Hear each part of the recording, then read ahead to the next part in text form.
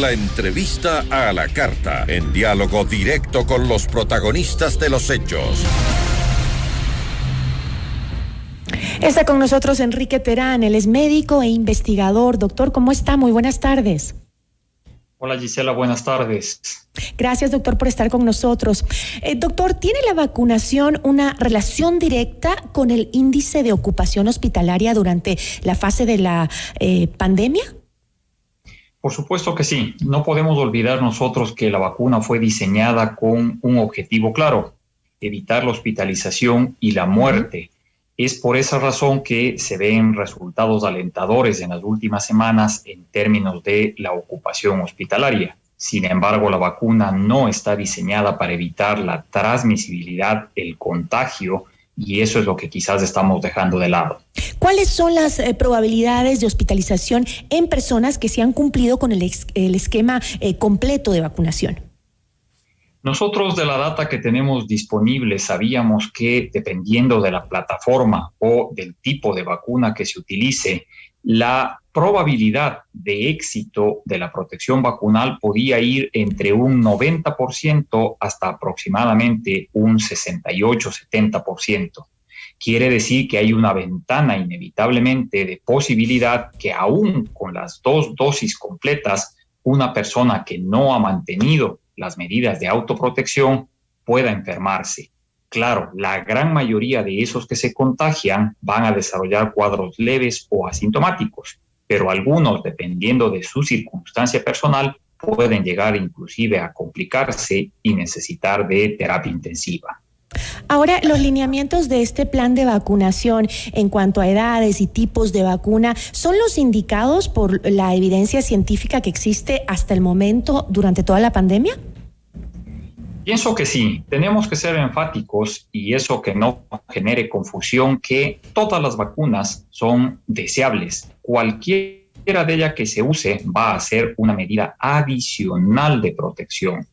No confundir que estar vacunado significa eliminar las medidas de autoprotección. Las vamos a necesitar no solo ahora, sino quizás durante los siguientes 6 meses hasta que se logre una estabilidad vacunal. Quiero enfatizar que nosotros como país nos hemos rezagado en el proceso de vacunación. Íbamos a una velocidad muy apetecible, pero nos quedamos en el 65%. Ahora, con la minga que hizo el Ministerio de Salud, se reporta que hemos subido a cerca del 67.5%, pero estamos lejos de ese 85%, que es el equilibrio o la inmunidad de rebaño que se dice. Pero eso es más un poco porque es esa población que ha decidido por voluntad propia no vacunarse, porque se han hecho estas mingas, se ha llamado a la vacunación constantemente a través de los medios de comunicación, el Estado ha emprendido campañas de vacunación importantes. En este momento, las personas, por ejemplo, las menores de 65 años y que no forman parte del grupo de salud que debe, de los trabajadores de la salud o del grupo prioritario que debe estarse vacunando la tercera dosis, ¿van a tener pronto que acceder a una tercera dosis? Esa es una excelente pregunta. Nosotros tenemos que establecer prioridades y si de eso se trata, la prioridad número 1 como país es alcanzar ese 85% vacunal. Discrepo un poco con que quienes no se han vacunado son antivacunas o quienes rechazan a la vacuna. ¿Quiénes son aquellos que no se han vacunado? Todavía tenemos en el Ecuador una desagregación poblacional muy grande y una falta adecuada de comunicación a nivel comunitario.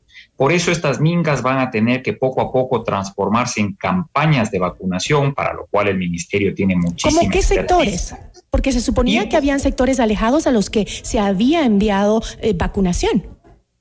Claro, pero nosotros sin irnos lejos, cuando hacemos una desagregación por cantones, en los cantones, por ejemplo, suburbanos de Guayaquil tenemos baja cobertura, en los cantones suburbanos de Los Ríos tenemos poca cobertura, entonces habrá que ir a golpear puertas casa por casa e invitar a la vacunación, porque es una responsabilidad social.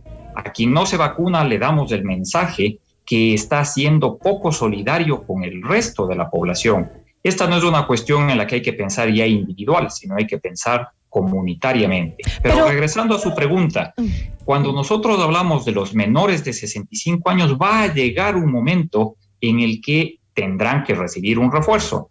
Recordemos que a nivel internacional se está hablando de 6 meses como un punto de corte. Es la información que tenemos al momento. Entonces, 6 meses después de haberse vacunado las 2 dosis, ¿no es cierto? Es decir, ese sería el tiempo en que una persona debería tener su tercer refuerzo. Es correcto. Desde que usted recibió su segunda dosis, habrá que esperar 6 meses cuando menos. Pero esto varía y también quiero hacer énfasis porque no queremos que la población se inquiete y empiece a buscar aceleradamente una tercera dosis. Nosotros sabemos que hay vacunas que tienen más corta duración. Para quienes viajaron a Estados Unidos, se pusieron la vacuna de Janssen o de Johnson & Johnson, esa tiene una duración más corta. Pero si usted se vacunó con Pfizer, al menos 6 meses dura esa protección. Si usted se vacunó con AstraZeneca y usted fue de los que recibió la segunda dosis con una separación mayor a los 28 días, si usted recibió a los 56, a los 84 días, tranquilo, porque su protección dura un poco más de los 6 meses. Lo importante es que se asocie y no se abandone, por favor, Gisela, la medida de autoprotección personal.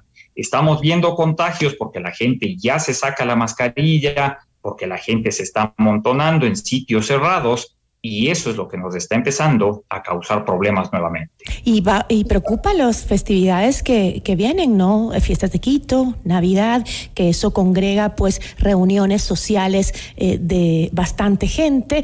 Y además, viendo lo que está pasando en Europa hoy, que están volviendo a endurecer las medidas de restricción por el COVID-19. Hay que levantar la bandera roja.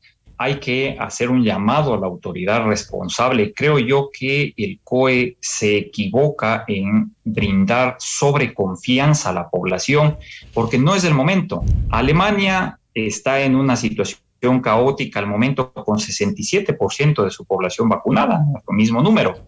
Están preocupándose en España, en Francia con 86, 88% de vacunados. Entonces, que esa tranquilidad temporal que hemos logrado no se convierta en un boomerang que después nos lleve a una situación emergente. En las últimas semanas hemos visto que los casos van incrementándose. Es lento el incremento, pero es una alerta de que estamos exagerando en esa autoconfianza de que como estamos con una buena vacunación, ya tenemos que relajar las medidas. Que esto no, como usted dice, que no se nos convierta en un boomerang y nos regrese de manera en la que nos arrepintamos después. Doctor, como siempre es un gusto. Muchas gracias. A usted, Gisela, muchas gracias. Una buena tarde. Agradecemos a Enrique Terán, médico e investigador, y repetimos la recomendación. Por favor, no se descuide. Empiezan a subir nuevamente el índice de casos de COVID-19 en los hospitales y vemos países que están sufriendo ya la incorporación de nuevas medidas restrictivas para que nos cuidemos. Así que, por favor, a cuidarnos.